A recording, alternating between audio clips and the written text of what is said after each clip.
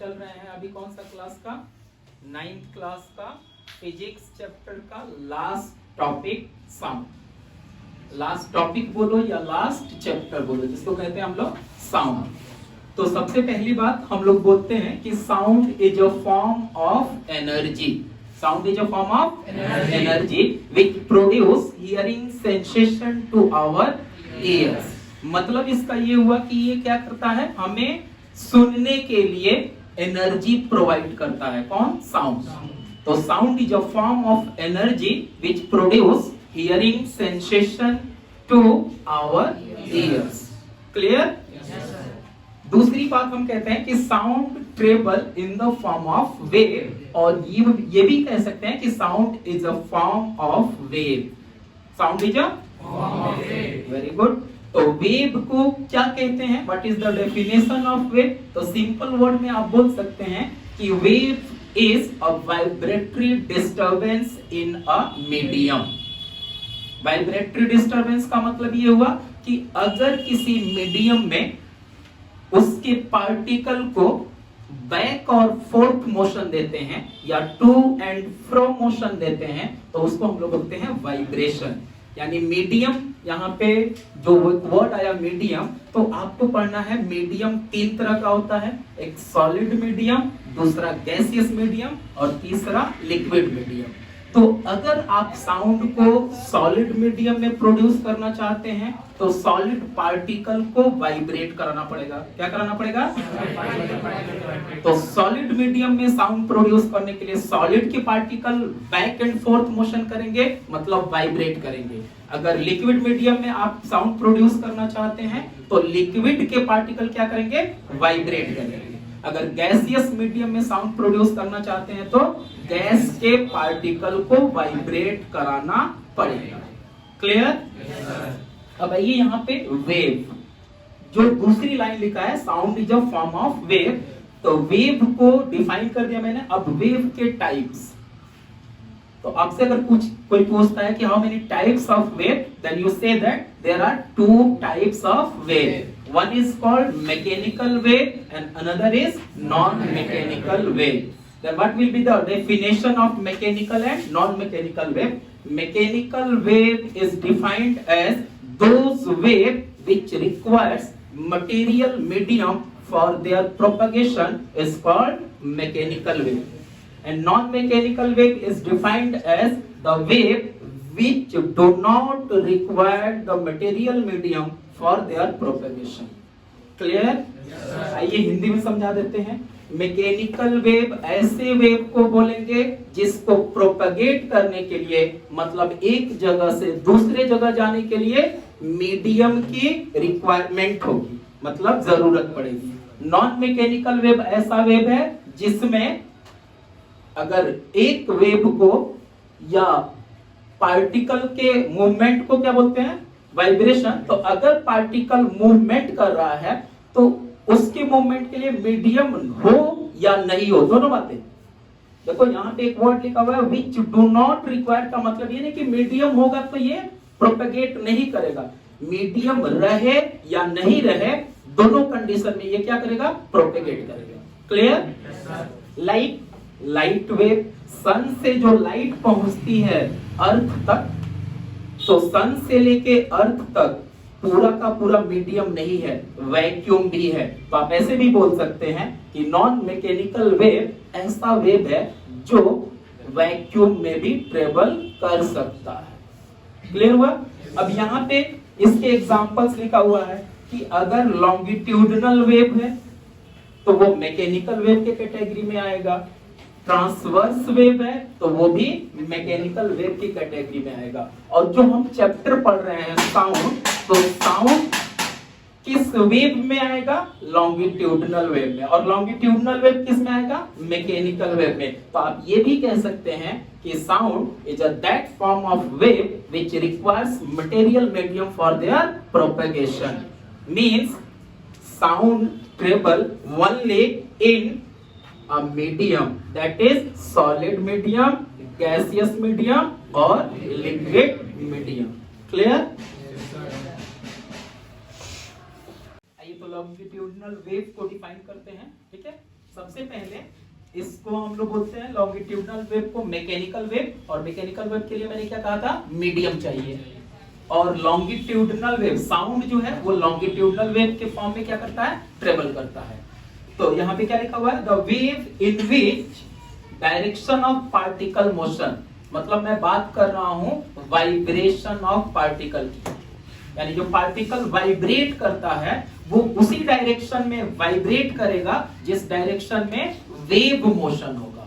जैसे यहाँ पे समझो, थोड़ा सा इसको डायग्रामेटिकली, कि अगर ये पार्टिकल है तो इस तरह से वाइब्रेट करेगा बैक एंड फोर्थ, फिर अगर अगला पार्टिकल है तो आगे पीछे बैक एंड फोर्थ, ये पार्टिकल है फिर बैक एंड फोर्थ मोशन। तो फाइनली अगर यहां से देखें तो वेव इसी डायरेक्शन में जा रहा है और पार्टिकल भी क्या कर रहा है, इन द सेम डायरेक्शन में क्या कर रहा है, वाइब्रेट कर रहा है। तो आप कह सकते हैं कि लॉन्गिट्यूडनल वेव एक ऐसा वेव है जिसमें vibration of the particle and the direction of wave motion both are in the same direction.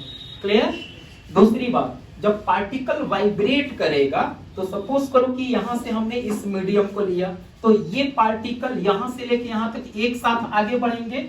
तो इतने रीजन की बात करें तो सारे के सारे पार्टिकल काफी क्या होंगे, क्लोज आ जाएंगे। क्या होंगे, क्लोज। जब पार्टिकल क्लोज आ जाएंगे तो वहां की डेंसिटी क्या हो जाएगी, हाई डेंसिटी हो जाएगी। डेंसिटी क्या होगी, हाई। या प्रेशर की बात करें तो प्रेशर भी क्या होगा, हाई प्रेशर होगा।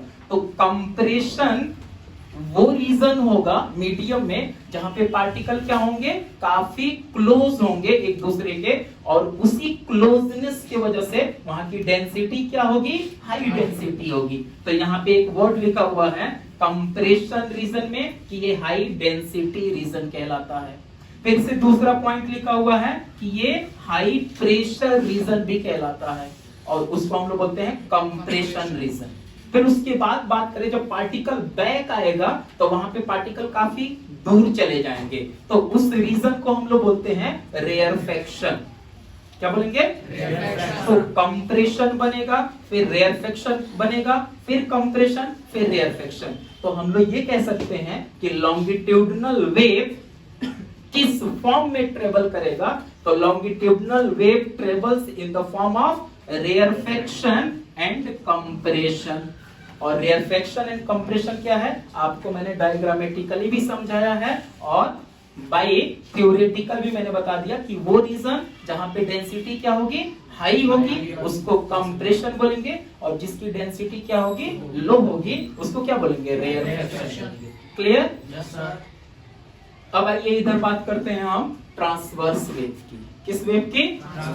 क्योंकि पीछे थोड़ा सा जाइएगा तो मैंने क्या बताया था, मैकेनिकल वेव, और उसके दो टाइप बताए थे, कौन कौन, लॉन्गिट्यूडनल एंड ट्रांसवर्स। तो ट्रांसवर्स वेव में हम क्या कहते हैं कि ऐसा वेव जिसमें पार्टिकल का जो वाइब्रेशन होगा और वेव मोशन वो एक दूसरे के क्या होंगे, परपेंडिकुलर होंगे।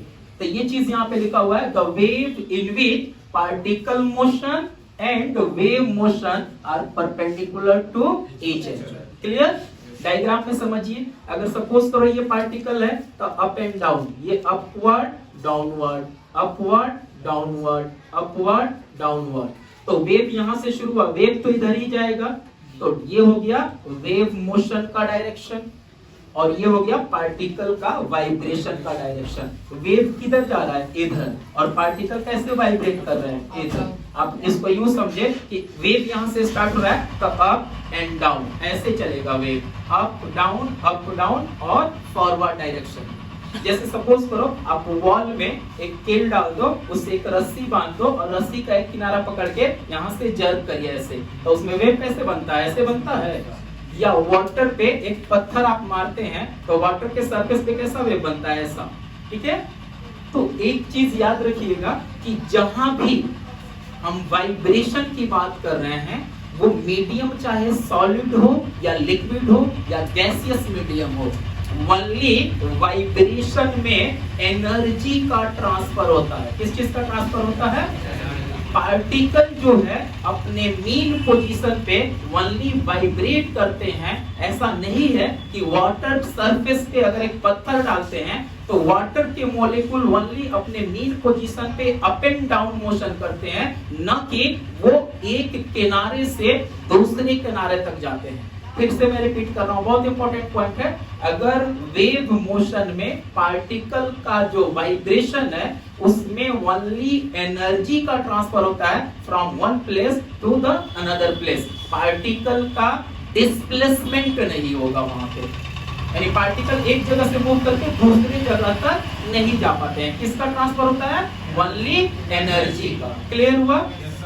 तो यहाँ पे आपको मैंने लॉन्गिट्यूडनल और ट्रांसवर्स वेव का डेफिनेशन भी लिख दिया है, डायग्राम बना दिया है, डायग्रामेटिक रिप्रेजेंटेशन हो गया, और यहाँ भी डायग्राम बनाया है। अब इस डायग्राम को थोड़ा सा समझिए। जैसे सपोज करो कि ये एक लाइन मैंने ड्रॉ किया है, डॉटेड लाइन, इसको लाइन ऑफ जीरो डिस्टरबेंस बोला। क्या बोला? अब इसके ऊपर एक लिखा हुआ पॉजिटिव डिस्प्लेसमेंट और नीचे लिखा हुआ है नेगेटिव डिस्प्लेसमेंट। तो अगर ये जीरो डिस्टरबेंस वाली लाइन यही है, तो देखो यहां से ये जो पार्टिकल है अपवर्ड जा रहा है, तो अगर अपवर्ड को मैं पॉजिटिव लूंगा तो डाउनवर्ड को क्या लूंगा? नेगेटिव। तो उस जीरो डिस्टरबेंस को ये लिया और यहां से ऊपर जो पार्टिकल गया यानी पॉजिटिव डिस्प्लेसमेंट, और फिर नेगेटिव डिस्प्लेसमेंट डाउनवर्ड। तो यही तो पार्टिकल है, ये अपवर्ड गया फिर बैकवर्ड, यानी ये पार्टिकल ये मीन पोजीशन है और मीन पोजीशन के आगे और पीछे क्या कर रहा है? ये मूव कर रहा है। ये पार्टिकल ट्रांसफर होके यहाँ नहीं आ रहा है, ये अपने मीन पोजीशन पे अप एंड डाउन, फिर बगल वाले को क्या करेगा? डिस्टर्ब, तो वो अप एंड डाउन करेगा और वेव इस डायरेक्शन में। तो यहाँ पे जो ट्रांसवर्स वेव है, अगर जीरो डिस्टरबेंस के ऊपर की बात करें तो ये एक रीजन बनता है और इस रीजन को हम लोग बोलते हैं हम्प, एलिवेशन। क्या बोलेंगे? और इसका जो मैक्सिमम हाइट है, इस मैक्सिमम हाइट को, ये जो पॉइंट है इसको हम लोग बोलते हैं क्रेस्ट। क्या बोलते हैं? क्रेस्ट। यानी आपसे एलिवेशन और हम्प का मतलब समझ में आ गया। जीरो डिस्टरबेंस लेवल से अपवर्ड डायरेक्शन में, यानी पॉजिटिव डायरेक्शन में जो रीजन बन रहा है उसको हम या एलिवेशन बोल रहे हैं, उसका जो हाईएस्ट पॉइंट है उसको हम लोग बोलते हैं क्रेस्ट। क्या बोलते हैं? क्रेस्ट। इसी तरह से जब डाउनवर्ड जाएगा तो ये वेव इस तरह से बना, इस लाइन से ये नीचे बना है, दैट इज कॉल्ड डिप्रेशन। क्या बोलते हैं? डिप्रेशन। अपवर्ड को एलिवेशन बोलते हैं, डाउनवर्ड को क्या बोलते हैं? डिप्रेशन, या उसको हॉलो, खाली जगह बन रहा है ना। यहाँ सपोज करो ये वाटर सरफेस था तो यहाँ का पानी थोड़ा सा नीचे दब गया तो हॉलो, खाली जगह बन गया, तो हॉलो बोलो या डिप्रेशन बोलो। तो ये क्रेस्ट बना था। अब इसका जो मैक्सिमम डिप्रेशन में जो मैक्सिमम पॉइंट है डाउनवर्ड, उसको हम लोग बोलते हैं ट्रफ। क्या बोलते हैं? ट्रफ। तो एक वेव कंप्लीट हुआ यहां से लेकर के यहां तक, यानी आप कह सकते हैं क्रेस्ट से लेकर के एक क्रेस्ट जो बन रहा है, यानी एक एलिवेशन और दूसरा डिप्रेशन, यानी इस पॉइंट से लेके यहां तक क्या बन गया? एक वेव बना। अभी इसकी बात आगे करेंगे हम। फिर यहां से वही कंडीशन आ गया, फिर से क्रेस्ट बना और फिर से ट्रफ बना। तो आप ये बोल सकते हैं कि ट्रांसवर्स वेव जो ट्रेवल करता है वो इन the form of crest and trough. Clear हुआ? लॉन्गिट्यूडिनल वेव किस फॉर्म में ट्रेवल किया था? कंप्रेशन एंड रेयरफेक्शन के फॉर्म में। ट्रांसवर्स वेव किस फॉर्म में ट्रेवल कर रहा है? क्रेस्ट एंड ट्रफ के फॉर्म में।